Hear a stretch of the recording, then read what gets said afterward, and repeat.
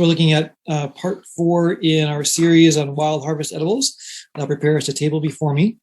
And as we start out, just a reminder that we do often include some medicinal components with the edibility component because they go hand in hand. Hippocrates has stated an often quoted quotation of let your food change the way your body acts, i.e. be your medicine, and let your medicine be your food. So don't be taking drugs or other pharmaceuticals if necessary. If you can use food-like substances to do the same job, that would be preferable. So anyway, if you're navigating any kind of a health challenge, make sure that you find a medical practitioner that is on the same page as you, so that you can have harmony in your treatment plan. And as you encounter possible modalities of treatment, to check those out thoroughly for yourself as well. Do your own due diligence.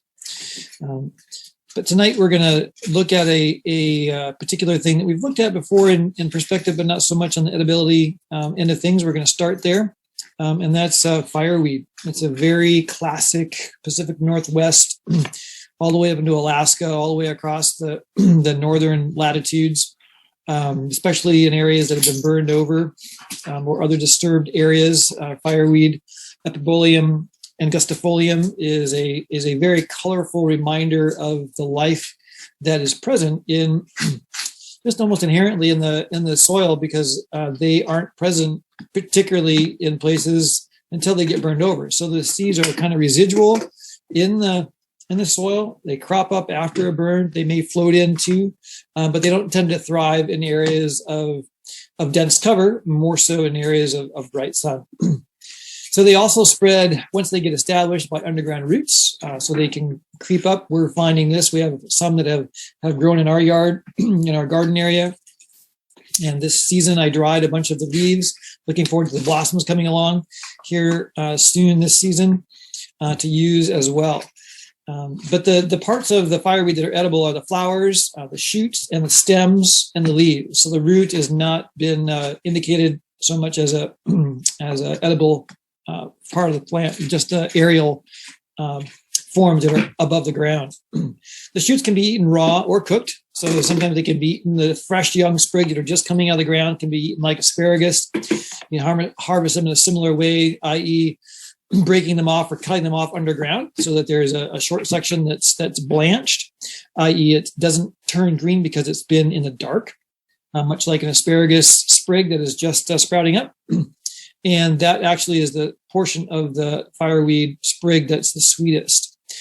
You can put a bucket over top of it or some other dark thing to blanch the entire thing. That'll help the whole thing, the whole shoot, maintain some more semblance of sweetness as it comes up. The older shoots, as they get taller and bigger and on through the season, you can peel off the fibrous skin, and you can eat them up to about a foot tall, just without any additional preparation other than peeling. And you can cook them or eat them raw. The young leaves can be eaten like spinach. So in salads, they have a very astringent quality to them. So that means that they kind of make you pucker a bit. But once cooked, they can be eaten like spinach and added to things in a similar fashion.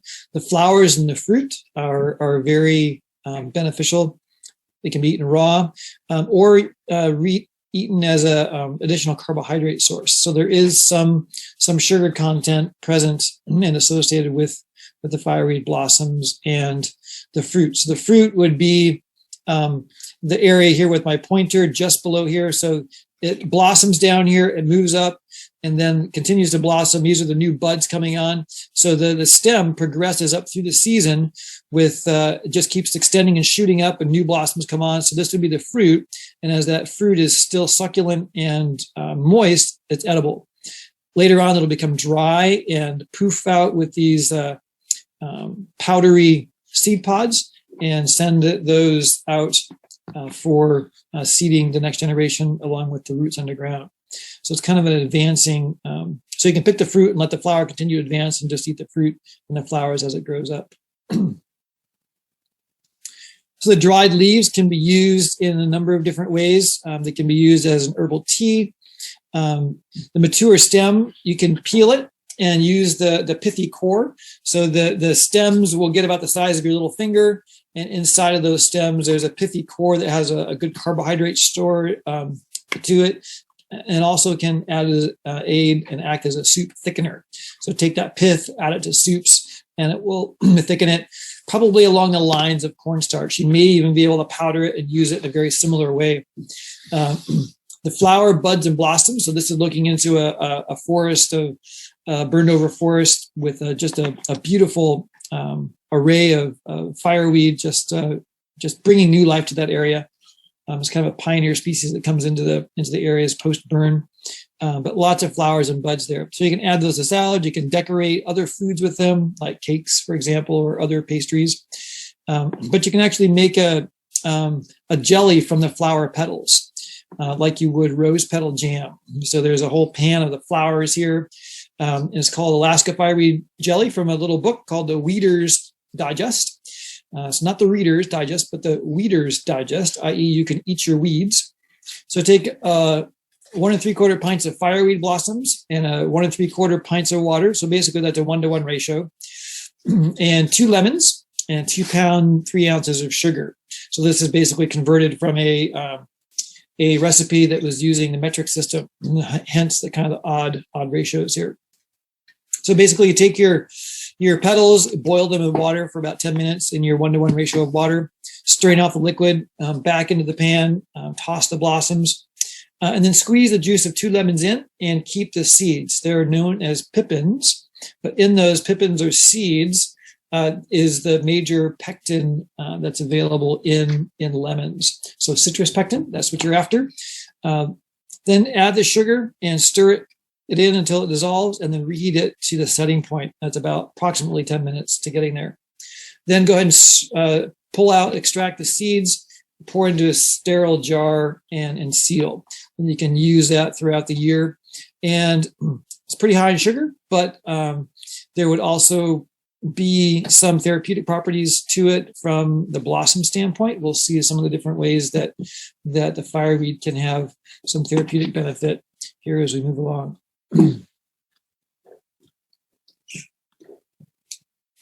So you can also use them in a stir-fry fashion over here over a fire. So these would be the young asparagus-like shoots. Here they are again.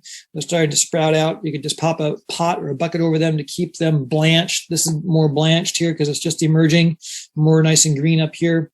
And under the soil, it'd be white. So those are what you can be picking off. And a knife, like a digging tool that's sharp, that you could poke in the ground and slice off. That's kind of what they use for asparagus. And then there's a nice salad with dandelions that could be added to something else, dandelion blossoms. So some medicinal qualities of fireweed. So on the upper right corner, you have some dried fireweed leaves. It has some anti-inflammatory properties, antifungal, can aid the proliferation of beneficial gut flora, and it has some significant astringent properties. So some areas that it can aid are in the gastrointestinal system. If you have colitis or irritable bowel syndrome, candida, leaky gut, it can be a very beneficial anti-inflammatory agent that can aid in those situations. Primarily as a tea, so it aids maintaining the healthy intestinal tract and prevents the overgrowth of candida, which I was doing some reading recently and didn't do it extensively. It was just kind of hopping through the highlights. And there is some thought that yeast proliferation, candida in particular, can have some cancer initiation properties. So maintaining low to non-existent levels of candida is beneficial for the body. So in that regard, fireweed is a beneficial part of your culinary routine. Improves digestion and the retention of nutrients, i.e. Allowing your body to absorb them better. That's particularly a problem with those with leaky gut, irritable bowel, and colitis and other GI issues because of the rapid transit and or the breakdown of absorption across the membrane of the intestines. So it aids kind of an tonic effect, bringing the intestinal tract back into a healthy state. Also aids in keeping the food moving through the system. It has a mild laxative effect. and aids in the smooth muscle tone and musculature, just aids the peristaltic movements of the intestines as they move the food through. Has antispasmodic effects, which is helpful, particularly if someone were having diarrhea. So I've seen it indicated elsewhere as a great summer diarrhea aid that can be spasmodic in nature, and this would help to settle down and calm those smooth muscle spasms. So the fireweed leaf tea, decoction or tincture, all those different forms are beneficial for colitis and irritable bowel syndrome or IBS. Fireweed is also helpful for sore throats, particularly because it has a high mucilage content, which essentially it creates a kind of a slime mucus-like quality to it, and that has soothing properties to the throat if you have a sore throat. For lung issues, that also has antispasmodic properties, so great for coughing spells, things like that, asthma and bronchial spasms. So aids in just helping in a cough. So any kind of cough that would be triggered and be kind of excessive would be a good way to mitigate that. Also very good for lots of different anti-inflammatory conditions and situations, and has actually been indicated for long-term use for chronic inflammation, which is nice because there are some things that can be beneficial in the short term, but you don't want to take them for a long-term situation. So using it long-term is okay. So for headaches, migraines in particular, using a fireweed tincture can be helpful. So as soon as you start feeling that aura and the onset of the migraine headache, take the tincture up to 3 times a day. Also, you can take some magnesium that can be helpful. Feverfew is another herb that can be helpful to offset migraines. Some skin issues are also benefited by the use of preparations of fireweed, so particularly the flowers and the leaves. So lots of different inflammatory skin conditions can benefit. So most skin conditions arise from internal issues, particularly in the intestinal tract. So most of them are manifestations of sensitivities that are derived from the gut. So if you can heal the gut, then you can heal the skin, which is interesting. So it's a surface manifestation of gut issues. There are some that may be fungal based or bacterial based, and the flower and leaf tea is also beneficial for those types of conditions. So you use the decoction, the fluid from a decoction as a wash, and that's helpful for eczema, which would be, again, eczema is typically a GI-based. Acne is something that is often hormonally related. Psoriasis, rashes, those are also probably going to have some GI correlations. Infections, those are going to be more bacterial-based. Burns and wounds are more accidental in nature, but it can function in a healing way for helping them. So a decoction you're gonna create from solid parts of the plant, boiling for 30 minutes, straining and using the liquid. The tea, you're gonna do a loose leaf steep of the tea, and a tincture is an extraction of the therapeutic qualities. And we'll look at just a reminder of how to do that specifically for fireweed, but they can be used for other herbs as well. So fireweed leaf tea, place a few fireweed leaves, they can be dry or fresh, into a cup of boiling water. Let that steep for approximately 15 minutes. Then strain the leaves out and drink. And you can drink up to 3 cups a day of that fireweed leaf tea.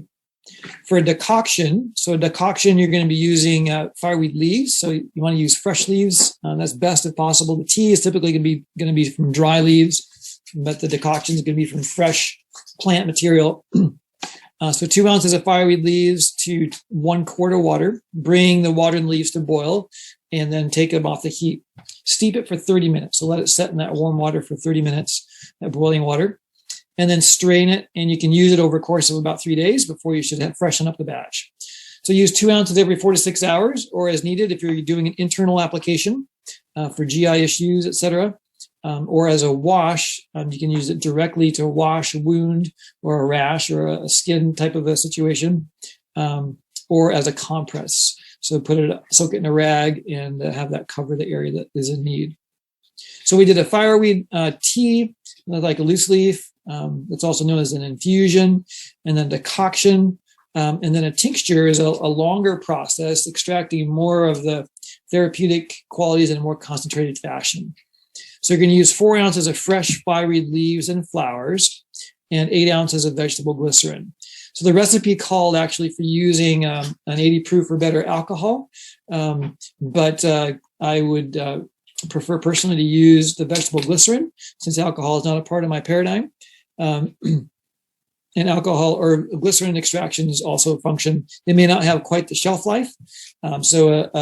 Alcohol-based, can last up to 3 to 5 years. A glycerin-based is going to probably have a shorter shelf life. You're going to need a sterile jar and a tight lid.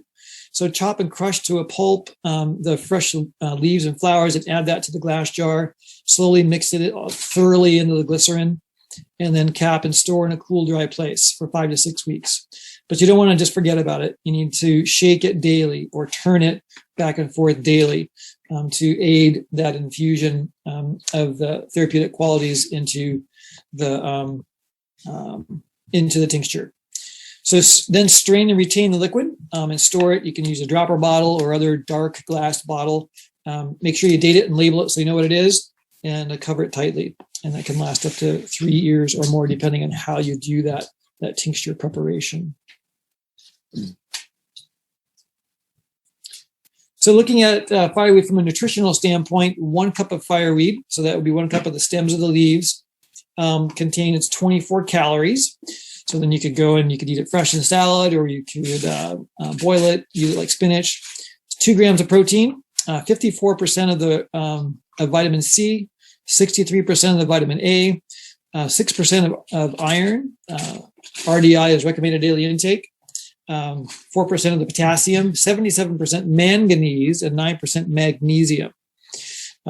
So remembering, of course, that the RDI is a governmentally based number that may not be actually sufficient to keep one well, but it's enough to keep one out of a disease manifestation or a symptom of deficiency situation. So you may actually, to thrive, may need more of some of these things. So for harvesting them, you can use the young shoots. If you can't use them all right away, you can dry them, and the young shoots will actually sweeten with age as they dry. So the sugars will become more accessible and prevalent. Older stalks, again, have an edible pith that can be removed and used. It has a carbohydrate base to them. So W.M. Cook in 1869 in the Physio-Medical Dispensatory notated that fireweed preparations, particularly 2 ounces of leaves steeped in a quart of boiling water for 30 minutes, taken 2 ounces every 4 to 6 hours, was beneficial in prostate inflammation and oral soreness, sore gums. Also helpful in hemorrhaging of the bladder, uterus, lungs, or nose. So that's bleeding from those areas. So it has a long history of use from a Native American history as well as European history. Also in the Phytotherapy Review Journal, August 2016, Shepetikin et al. Noticed anti-tumor effects and anti-inflammatory effects of fireweed. Let's see, there was a couple other things here. Okay. So our next candidate for conversation here is the wild ginger. I was pretty excited this last Sunday to actually find some wild ginger, and I was able to bring some home, starting a little wild ginger patch of our own. So when I find samples available, I like to try to cultivate them. So it's not true ginger, but it has a ginger flavor. It's very similar. It can be used in place of ginger. So you want to make sure that you're using it with caution. It says a flavoring or as a medicinal flavoring, not as a main dish, because it contains aristolic acid, which can have some effects that, if taken in quantity, are not beneficial for health, can actually be detrimental. So with extreme moderation. So you can use it like a spice. You can use it as a tea as well. So the root you can use as a flavoring. Again, just like ginger, has a very strong aromatic odor, very similar to ginger, and kind of a peppery flavor to it. The leaves and the root are excellent use for tea. So the tea extraction method is preferred over using it raw. You can use it raw and grated in various ways. The roots you can use as a flavoring, again, in salads, stir fries, and baked goods. So ginger snaps, anyone? You can use the root for baked goods. So some medicinal uses. So as far as food goes, it's not a high priority on the food list, but it's nice to know where you can get spice analogs. You may not always have regular ginger available, and wild ginger is a very beneficial substitute for that. So from a medicinal standpoint, it has similar benefits to ginger, regular ginger, soothing, laxative effects, GI benefits, tonic effects. In flus and colds, again, we see ginger being beneficial in that, regular ginger, culinary ginger, but it promotes sweating, which is useful for colds and flu to help move the bug along. So it's anti-inflammatory, antioxidant, and microbial properties, and it can fight the underlying issue of the flu or cold in those roles, the antimicrobial and antioxidant effects. For infections, wild ginger actually abates numerous different types of bacteria, and it does that by lowering the risk of infection and aiding the body in ridding the body of it. And it does that not by killing it like an antibacterial, but it actually prevents the replication and reproduction of the bacteria. So basically, it reduces the infection load by those bacteria getting to the end of their lifespan without being able to reproduce themselves.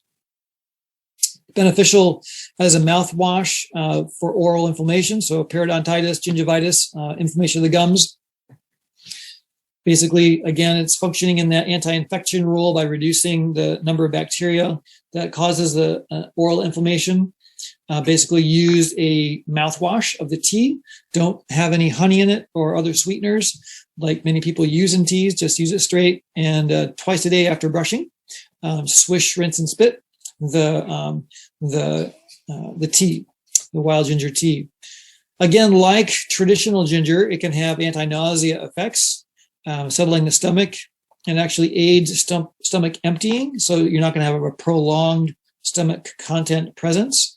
It aids the pyloric sphincter in opening and moving the food into the intestinal tract. And that's beneficial. It reduces indigestion and bloating associated with retaining food in the stomach for too long a period of time. It can have uterus stimulating effects. So if a person's pregnant, they want to make sure to kind of steer clear of using ginger in that way. It's also beneficial for blood sugar toleration and other blood issues. The tea can aid blood sugar regulation, particularly in diabetics, and lowering the bad cholesterol, the low density lipoproteins, LDLs, and triglycerides. So that's something that could be very helpful, especially in the field if you run out of or don't have cholesterol lowering medication and or diabetic regulating medication available. Aids in muscle menstrual cramping, so relaxes the muscles, reduces the cramping effects, relieves inflammation, and if menstruation is suppressed for any reason, a woman misses her cycle and she'd been regularly menstruating, it can help to bring that back into regulation. For skin wounds and infections, you can grate that root and apply it externally as a poultice to the particular areas that are affected. And you can use a strong tea to wash or use as a compress in the location. So the wild ginger root tea that you use, that's over on the right-hand side there. So you can use 1 teaspoon of the grated root in 1 cup of boiling water. And you can use the tea if you want to. But if you're using it for a wash, you want to keep that honey out of it To do that same for the washer compress, you want to use a stronger tea. So use 1 tablespoon of the root and steep it till it cools, and then use that as your compress or wash. But ordinarily you would do the 1 teaspoon and then steep it for 5 to 10 minutes before straining and drinking. So some people find that they are sensitive to the roots on contact. That's not typical, but you may want to use gloves in harvesting it. The leaves can be used all spring and summer for tea. And then use it like a spice or a medicine, not as a food per se. That way you're not going to get into trouble using too much of it. Using it in excess can cause the onset of menstruation, can also potentially lead to miscarriage or kidney issues. Excessive quantities could even lead to death. And it actually has been used historically in contraceptive rules. So again, less is more here in this situation, as a flavoring, and as a medicinal tincture or tea, not as a large quantity consumed.